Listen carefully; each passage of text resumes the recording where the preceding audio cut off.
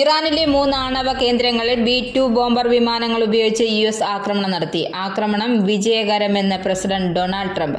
ഇസ്രയേലിൽ ബാലിസ്റ്റിക് മിസൈലുകൾ കൊണ്ട് ആക്രമിച്ച് തിരിച്ചടിച്ച് ഇറാൻ. മിഡിൽ ഈസ്റ്റിലെ US സൈനിക താവളങ്ങൾ ആക്രമിക്കുമെന്നും ഇസ്രയേലിന് സൈനിക സഹായം നൽകുന്ന ഏതൊരു രാജ്യത്തെയും ലക്ഷ്യമിടുമെന്നും ഇറാൻ മുന്നറിയിപ്പ്. സമാധാനം സ്ഥാപിച്ചില്ലെങ്കിൽ കൂടുതൽ ആക്രമണങ്ങൾ ഉണ്ടാകുമെന്ന് ടെഹ്റാനോട് മുന്നറിയിപ്പ് നൽകി ഡൊണാൾഡ് ട്രംപ്. ഇറാൻ ആണവ കേന്ദ്രങ്ങളിലെ US ആക്രമണം ചരിത്രം മാറ്റുമെന്ന് ഇസ്രയേൽ പ്രധാനമന്ത്രി ബെഞ്ചമിൻ നെതന്യാഹു. ബ്രസീലിയൻ കപ്പഡോഷ്യ എന്നറിയപ്പെടുന്ന ബ്രസീലിന്റെ വിനോദസഞ്ചാര കേന്ദ്രത്തിൽ ഹോട്ട് എയർ ബലൂൺ അപകടത്തിൽ 8 പേർ മരിച്ചു. UAE-യിൽ വേനൽക്കാലത്തിന് തുടക്കമായി. ജൂൺ 21 മുതൽ ഔദ്യോഗികമായി വേനൽ ആരംഭിച്ചതായി ദേശീയ കാലാവസ്ഥാ കേന്ദ്രം. കേന്ദ്ര പ്രതിരോധ മന്ത്രി Rajnath Singh ചൈനയിലേക്ക്.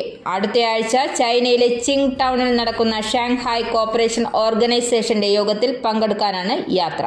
Food grocery retail മേഖലയിലെ മികച്ച പ്രവർത്തനത്തിന് ഗോൾഡൻ സ്പൂൺ അവാർഡ് പുരസ്കാരങ്ങൾ സ്വന്തമാക്കി ലുലു.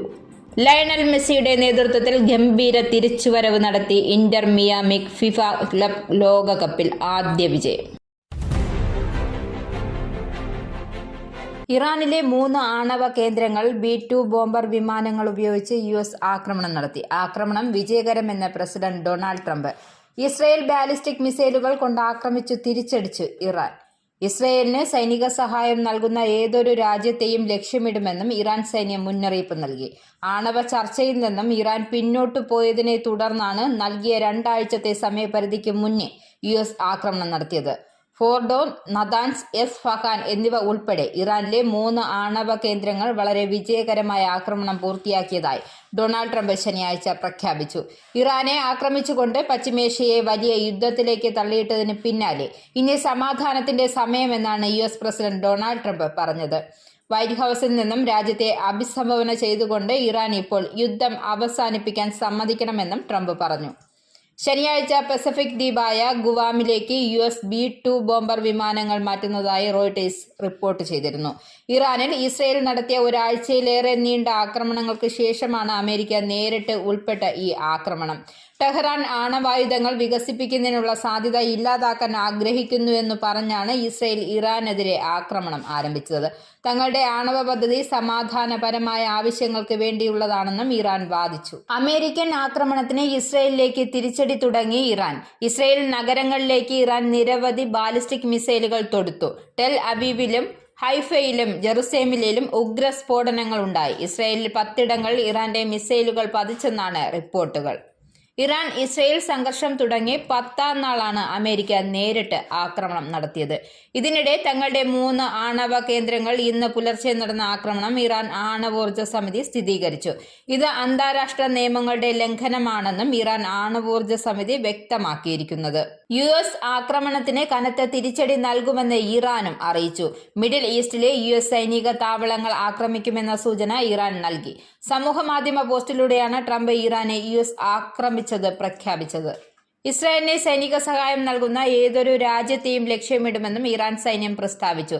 ഇസ്രായേലിലേക്ക് കപ്പൽ വഴിയോ വിമാനം വഴിയോ സൈനിക സഹായം അയക്കുന്ന ഏതൊരു രാജ്യത്തെയും ഇറാനെതിരായ ആക്രമണത്തിൽ പങ്കാളികളായി കണക്കാക്കുകയും ഇറാൻ സൈന്യത്തിന്റെ ലക്ഷ്യമായി മാറുകയും ചെയ്യുമെന്നും സൈനിക വക്താവ് സമൂഹ മാധ്യമങ്ങൾ നൽകിയ സന്ദേശത്തിലൂടെ പറഞ്ഞു.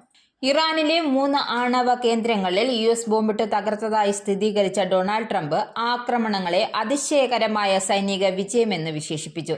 സമാധാനം സ്ഥാപിച്ചില്ലെങ്കിൽ കൂടുതൽ ആക്രമണങ്ങൾ ഉണ്ടാകുമെന്നും അദ്ദേഹം ടെഹ്റാന് മുന്നറിയിപ്പ് നൽകി.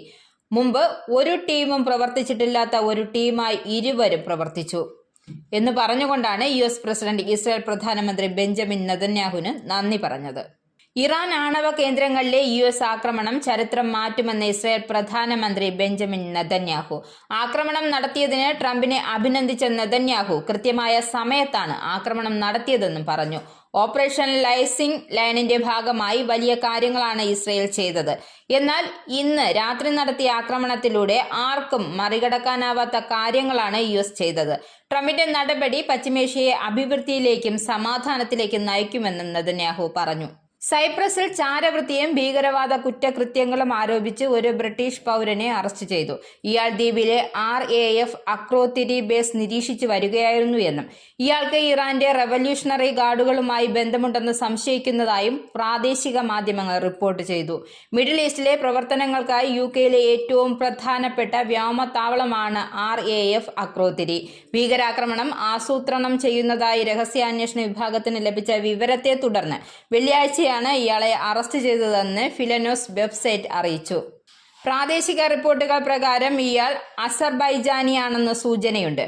ഒരു ബ്രിട്ടീഷുകാരന്റെ അറസ്റ്റുമായി ബന്ധപ്പെട്ട് സൈപ്രസിലെ അധികാരികളുമായി സഹകരിച്ച് പ്രവർത്തിക്കുന്നുണ്ടെന്നും UK വിദേശകാര്യ ഓഫീസ് വ്യക്തമാക്കി. ബ്രസീലിയൻ കപ്പഡോഷ്യ എന്നറിയപ്പെടുന്ന ബ്രസീലിന്റെ തെക്കൻ മേഖലയിലെ ഒരു പ്രധാന വിനോദസഞ്ചാര കേന്ദ്രത്തിൽ ഹോട്ട് എയർ ബലൂൺ അപകടത്തിൽ കുറഞ്ഞത് 8 പേർ മരിച്ചു. 20-ലധികം പേർ സഞ്ചരിച്ചിരുന്ന ഹോട്ട് എയർ ബലൂൺ തീപിടിച്ച് ആകാശത്തിലൂടെ താഴേക്ക് പതിച്ചതിനെ തുടർന്ന് സാന്താ കാതറിന് സംസ്ഥാനത്ത് ശനിയാഴ്ച രാവിലെയായിരുന്നു അപകടം നടന്ന മനോഹരമായ മലയിടുക്ക് നിറഞ്ഞ പ്രദേശം സംസ്ഥാന തലസ്ഥാനമായ ഫ്ലോറിയാനോപോളിസിൽ നിന്നും 170 മൈൽ അകലെയാണ്.